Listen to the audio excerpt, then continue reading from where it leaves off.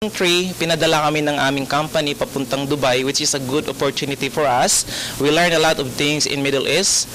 And then, this company, I should say na marami po talaga akong natutunan dito. Dahil dito, nabuo yung pagkatao ko, nabuo yung self-confidence ko. And besides that, financially talagang nakaalalay sila sa amin. Especially our chairman, Mr. Samlo, talagang hinubog niya lahat kami dito sa Edmark. During my past 9 years, masasabi kong napaka-fruitful po talaga. Nakakatulong sa pagkatao ko, sa family ko. At hindi lang yon, yung aming vision ngayon na tutulungan lahat ng Pilipino na is yung poverty dito sa Pilipinas, which is napakaganda, especially yung aming Edmark City. Maraming opportunity dito sa Edmark. Napakaganda, with full of gratitude, abundance, compassion, and love. Ito po si Mr. Ben Mapanyo nagsasabi sa inyo, welcome to Edmark. Outstanding morning sa inyong lahat. Ako nga pala si Mr. Donnie Vargas, one of the Assistant Training Manager in Prairies Trading and General Merchandise. So before I was working as a product demonstrator. So kami yung nasa loob ng Shoemart, we are wearing a microphone and talking over and over. So it is a different kind of job. So kung gusto nyo talagang maka-earn ng same time, makatulong sa family nyo, so this is the right company. Dahil dito, na-improve ko yung sarili ko, how to face a different kind of customer inside the SM. And of course, dito ko rin natutunan kung paano magiging confident. And at the same time, after 9 years, okay, because of our management, they trust us so much, so pinadala kami sa Dubai. As of now, mayroon na kasi kaming operation doon, so which is yung aming international Edmark International. At the same time, nakarating kami sa iba't ibang country like Dubai, Kuwait, and of course doon sa Saudi. So after nagtrabaho kami din sa Saudi, bumalik kami dito. At the same time, as of now, na-promote ako as a Assistant Training Manager. So, cut? That's okay. Okay. So, this time masasabi ko talaga na dahil dito sa Edmark, dito ko nakita yung tamang pamamaraan kung paano disiplinahin yung tao. Dahil dito, lahat ng dahil nako-consider ko na lahat ng Edmarkers ay talagang well-oriented people. Of course, kailangan natin ma-aim yung vision and mission ng Edmark, yung people helping people succeed. At the same time, talagang masayang-masaya ako ngayon dahil dito sa Edmark, dito ako nakapagpatayo ng sarili kong bahay. And of course, natulungan ko ang aking buong pamilya. Dahil dito, nagpapasalamat ako especially sa aming chairman, Mr. Samlo. Sir, thank you so much. So, maraming salamat sa top management, sa pagtitiwala niyo lahat sa mga Edmarkers. Outstanding morning, everyone. I am Luna Lerio, presently assigned at Middle East.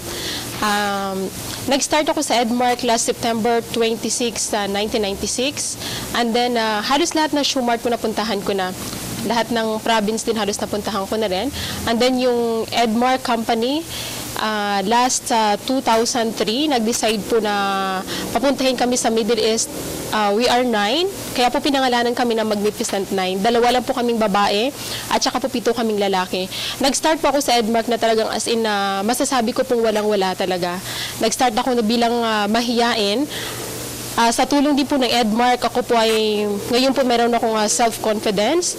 At the same time, naka-achieve na rin po ako ng house and lot dito po sa pamamagitan ng Edmark dahil po nakapunta po ako sa iba't ibang bansa po. Nakapunta na po ako sa Dubai, sa Cyprus, sa Kuwait, and then sa Qatar po. Kaya po maraming gusto ko po magpasalamat unang-una po sa Panginoon dahil po binigyan niya po ako ng chance. Ganun din po pangalawa po sa Edmark, lalong-lalo po kay Sir Sam, kay Sir Marcos, sa lahat po ng TTG, sa asawa ko po, dahil dito na rin po ako nakapag-asawa sa Edmark. Ini-encourage ko rin po yung mga bago po na sipag at tiyaga lang po ang kailangan ng puhunan dito sa Edmark po. Wala pong pera, kailangan po self-confidence and tiwala lang po sa sarili ang kailangan. Kaya masasabi ko pong Edmark, outstanding. Magandang gabi sa inyong lahat. Ito po si Joyce Oreta, na-assign po sa part ng Middle East. Bali, nag-start po ako sa Edmark noong February year 1999. Bali, na-assign po ko sa iba't ibang branches ng SM.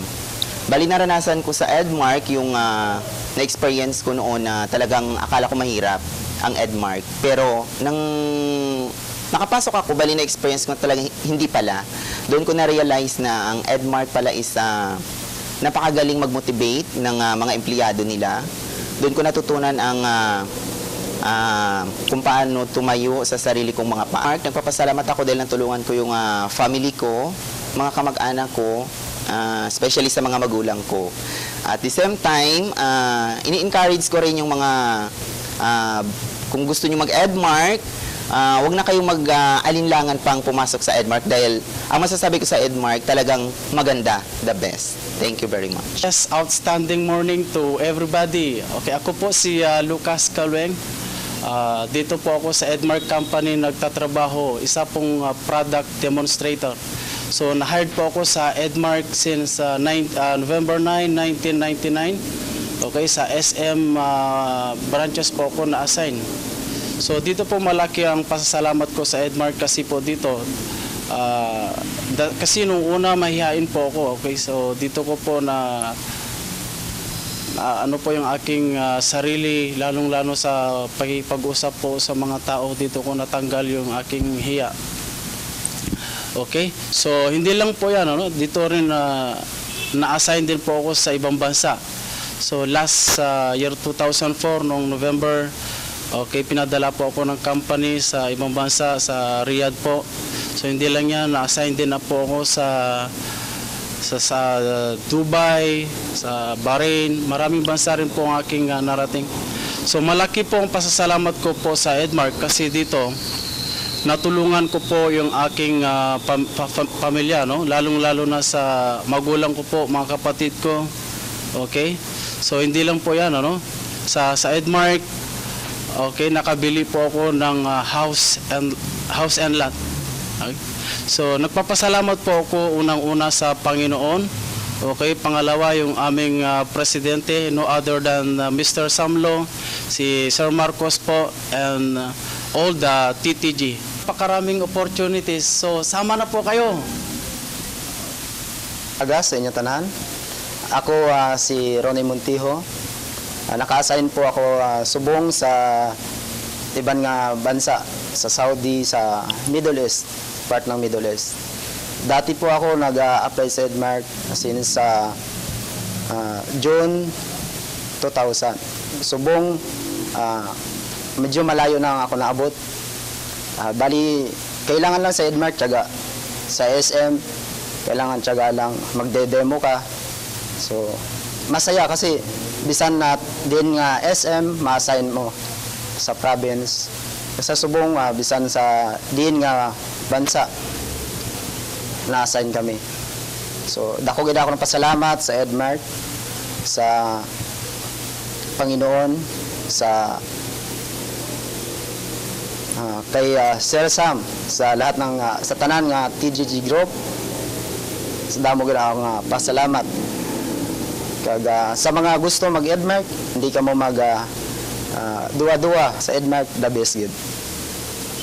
Itong tanan, ako gali si Troll Katagi, nagalin sa Antique. Nagumpisa ako sa Edmark, dalawa na katuig ang naglipas, last July 1, 2003. Sa loob ng 2 taon o sa 2 katuig nga pag-servisyo, pag-obra ko sa Edmark, duro rin akin namanan. Hindi lang sa isa ka lingwahe. Kasi pag-apply ko sa Edmark, isang language lang namanan ko, ang Karaya. Sa tulad, duror ko namanan, language. Hindi lang language nga Tagalog, hindi lang English, pati na rin Arabic.